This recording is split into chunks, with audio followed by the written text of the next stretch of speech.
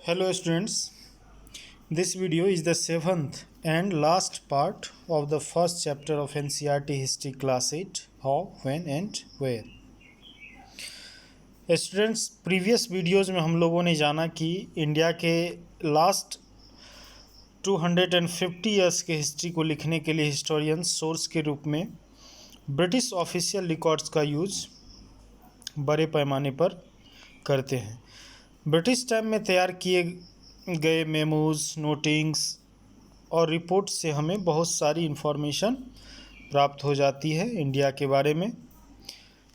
आज के इस वीडियो में हम लोग जानेंगे कि what official records do not tell, अर्थात ब्रिटिश टाइम के ऑफिशियल रिकॉर्ड से हमें किन बातों का पता नहीं चलता है, कौन सी इन्फॉर्मेशन हमें नहीं मिल पाती है। स्टूडेंट्स, आज हमारे पास ब्रिटिश पीरियड में तैयार रिकॉर्ड्स का एक विशाल भंडार है, लेकिन ये सब के सब ऑफिशियल रिकॉर्ड्स हैं, अर्थात सरकारी रिकॉर्ड्स हैं। इनको ब्रिटिश ऑफिशियल्स ने तैयार किया है।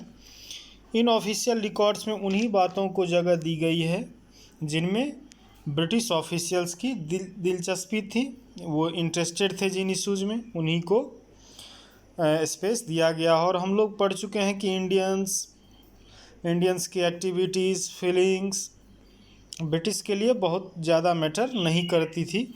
इस कारण से इंडिया के कॉमन पीपल, उनके फीलिंग्स, एक्टिविटीज़ को हम इन ऑफिशियल रिकॉर्ड्स में नहीं देख सकते हैं, अर्थात इसमें कोई ज़्यादा उनको स्पेस नहीं दिया गया है, उनके बारे में नहीं लिखा गया है। हम लोगों ने पढ़ा था कि ब्रिटिश हिस्ट्री जो उस समय की थी वो ब्रिटिश गवर्नर जनरल और जो बाकी के ऑफिशियल्स थे उन्हीं के लाइफ के आसपास घूमती थी। अर्थात इन ऑफिशियल रिकॉर्ड से हमें भारत के आम लोगों के बारे में कोई जानकारी नहीं मिल पाती है। इन बातों को जानने के लिए, अर्थात इंडियंस के बारे में, उनकी एक्टिविटीज़, फीलिंग्स को जानने के लिए हमें दूसरे सोर्सेज का हेल्प लेना पड़ता है, जिनकी जो उपलब्धता है वो ऑफिशियल रिकॉर्ड्स की तुलना में कम है, और इनको खोजना भी क्या है, थोड़ा मुश्किल है।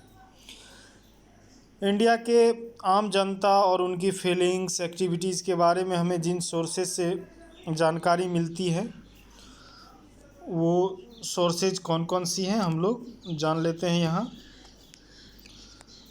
तो इनमें इम्पॉर्टेंट है डायरीज़ ऑफ पीपल, यानी लोगों के द्वारा, पढ़े लिखे लोगों के द्वारा लिखी गई डायरीज़।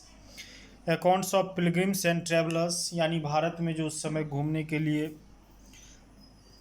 पिलग्रिम्स आए, ट्रैवलर्स आए, उन्होंने जो ट्रैवलॉग लिखा वो एक सोर्स के रूप में काम देता है आज के समय। ऑटोबायोग्राफीज़ ऑफ इम्पॉर्टेंट पर्सनैलिटीज़, और जो पढ़े लिखे जो इम्पॉर्टेंट पर्सनैलिटीज़ थे, गणमान्य लोग थे, बड़े लोग थे, उन लोगों ने जो अपना ऑटोबायोग्राफीज़ लिखा। साथ ही साथ जो लोकल बाज़ार वगैरह में बुकलेट्स वगैरह, पॉपुलर बुकलेट्स वगैरह छपता था, बिकता था, इन सारी चीज़ों से हमें जानकारी प्राप्त हो जाती है भारत के आम लोगों के बारे में। जब प्रिंटिंग प्रेस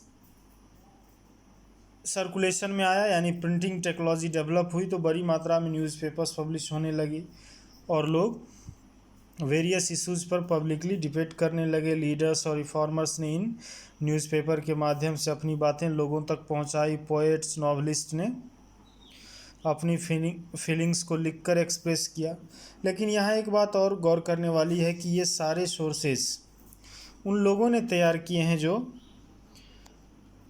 लिटरेट थे, यानी पढ़ना लिखना जानते थे, और इन सोर्सेज से हमें इन्हीं पढ़े लिखे लोगों की फीलिंग्स को समझ पाने में मदद मिल पाती है। ट्राइबल्स, पेजेंट्स, माइनिंग वर्कर्स, सड़कों पर रहने वाले गरीब लोग